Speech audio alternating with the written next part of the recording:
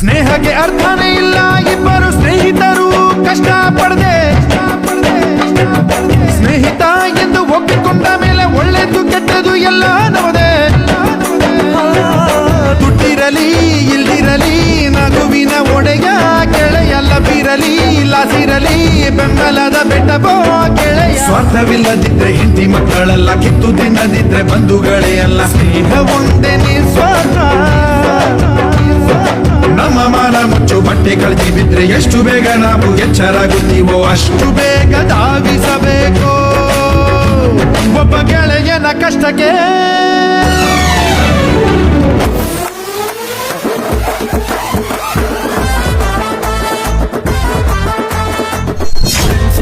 religion friendship emotion friendship ಸೊಲ್ಯೂಷನ್ನು ಅನ್ನುವಂತ ಗೆಳೆಯ ಸಲಹೆನ ಕೊಟ್ಟಿರ್ತಾನೆ ಬೆನ್ ಹಿಂದೆ ನಿಂತಿರ್ತಾನೆ ಕೃಷ್ಣ